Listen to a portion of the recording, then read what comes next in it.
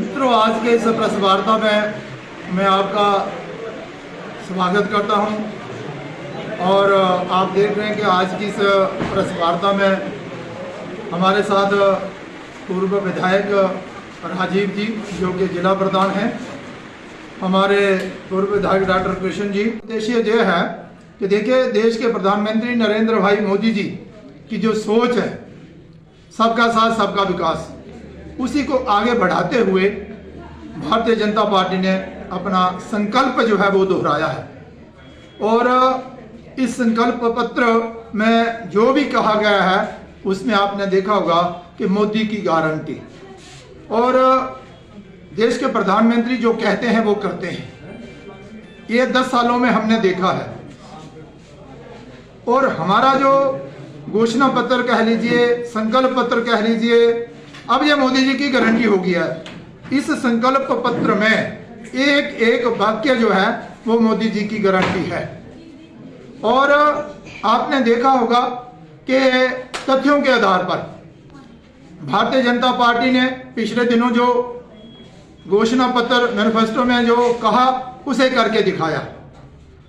Main जो issues थे, जो भारतीय जनता पार्टी से सवाल भी किए जाते थे कि आप कहते तो हैं कि भाई धारा 370 हटाएंगे, 35A को भी हटाएंगे, लेकिन कब हटाएंगे।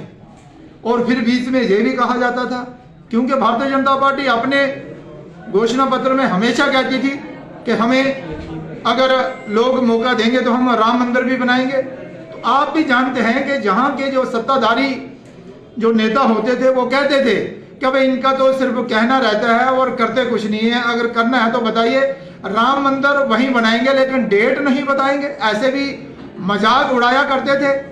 लेकिन आपने देखा होगा कि अब जितने भी भारतीय जनता पार्टी ने घोषणा पत्र में वाक्य लिखे थे उनको पूरा करके दिखाया है। धारा को भी हटाया, 35A भी हटाया, मंदिर भी बनाया, 3 तलाक को भी हटाया। और उसके अलावा सबका साथ सबका विकास का जो नारा दिया था, उसके तहत नरेंद्र भाई मोदी जी के नेतृत्व में हर वर्ग के उत्थान के लिए कोई ना कोई योजना जो है वो चल रही है, जिसका लाभ देश की जनता जो है वो ले रही है। और अब भी इसी संकल्प पत्र में ये कहा गया है कि जो योजनाएं चल रही हैं वो जारी रहेगी, लागू रहेगी, उनका लाभ देश की जनता को मिलता रहेगा। जैसे कि आयुष्मान भारत के माध्यम से 5 लाख तक की बीमारी का इलाज जो है वो फ्री में करवाया जाएगा। ये जो गरीब कल्याण के माध्यम से फ्री में अनाज देने की जो बात की गई थी वो भी लागू रहेगा। और इसके अलावा भी माता बहनों को जो सुविधाएं दी जाती हैं वो भी जारी रहेंगी। और उन्होंने कहा कि देखिए, ये जो नरेंद्र भाई मोदी जी ने कहा था कि हर एक को छत मिलनी चाहिए, और उन्होंने वो भी करके दिखाया। हर एक को प्रधानमंत्री आवास योजना के माध्यम से हर पंचायत में 150, 270 या 120 हर साल मकान देकर उन गरीबों को छत दी है। और इसके साथ साथ ही किसानों को उन्होंने कहा था, किसानों को मदद के तौर पर 6,000 रुपया पर साल का उन्होंने देने का जो वायदा किया था वो भी करके दिखाया, और वो देते हैं। अब उन्होंने कहा कि ये जो हमारे 17 वर्ष से ऊपर जो बुजुर्ग हैं, उन बुजुर्गों की बीमारी का इलाज भी फ्री में करवाया जाएगा। और सारे देश भर में 70 वर्ष से जो ऊपर आयु के हमारे बुजुर्ग हैं उनका इलाज फ्री में करवाया जाएगा और आयुष्मान भारत के माध्यम से कराया जाएगा। उसके अलावा जो सुझाव गए थे देश भर से, उन सुझावों पर माथापच्ची करने के बाद जो अच्छे सुझाव थे उन पर भी उन्होंने कहा है कि हम हर एक वर्ग की चिंता करते हुए इन कार्यक्रमों को जो है वो लागू करेंगे। तो मुझे इतना ही कहना था कि देखिए, एक तरफ जैसे कि आपने ही कहा और आपका प्रश्न था कि भाई न्याय पत्र भी एक आया है। न्याय पत्र, कांग्रेस और भारतीय जनता पार्टी में एक अंतर है। भारतीय जनता पार्टी जो कहती है वो करके दिखाती है, और कांग्रेस जो कहती है सिर्फ कहने को कुछ कहती है, और उसने आज तक अपना कोई भी वायदा जो है वो पूरा नहीं किया था। मैं अगर सिर्फ एक ही उसके वायदे की बात करूं, उन्होंने कहा कि हम देश से गरीबी हटाएंगे, हटा नहीं सके। गरीबी को उन्होंने बढ़ाया, हाँ, गरीबों को हटा दिया था, लेकिन गरीबी को नहीं हटा सके थे। लेकिन इन 10 सालों में नरेंद्र भाई मोदी जी के नेतृत्व में 25 करोड़ से ऊपर जो लोग हैं वो गरीबी सतह से ऊपर आए हैं।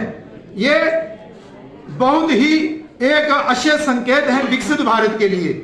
नरेंद्र भाई मोदी जी ने संकल्प लिया है कि हम विकसित भारत बनाएंगे और उस ओर आगे बढ़ रहे हैं।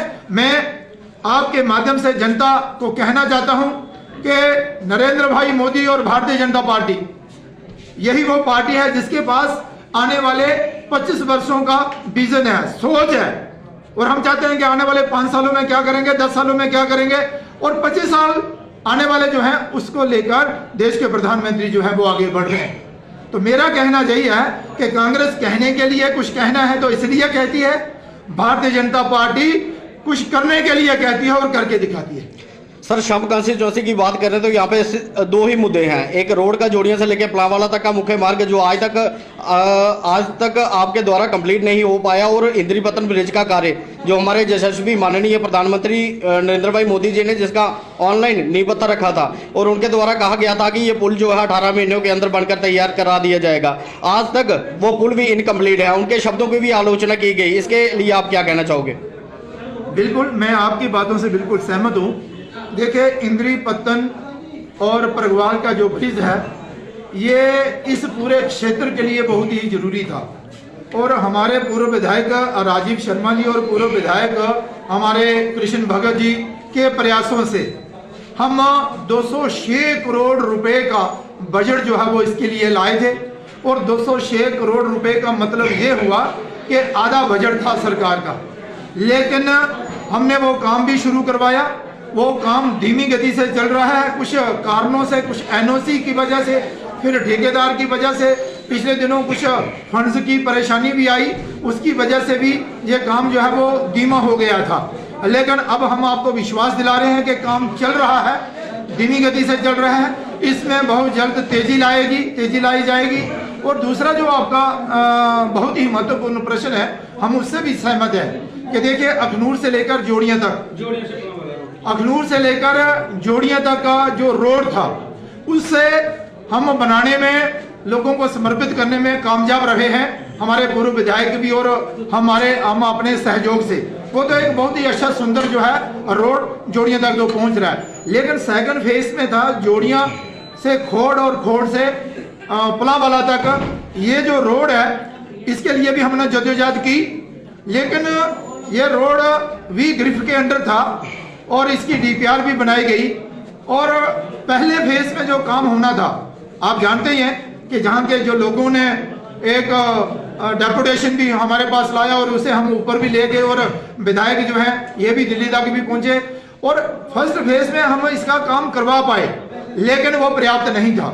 कारण ये है कि अखनूर से जोड़ियां तक का जो डबल लेन रास्ता बना है, यही ऐसा ही रास्ता हम चाहते हैं और लोग भी चाहते हैं कि जोड़ियां से खोड़ और खोड़ से पलावाला तक पहुंचे। इसकी भी डीपीआर बन गई है, पूरा प्रोजेक्ट बनकर तैयार है।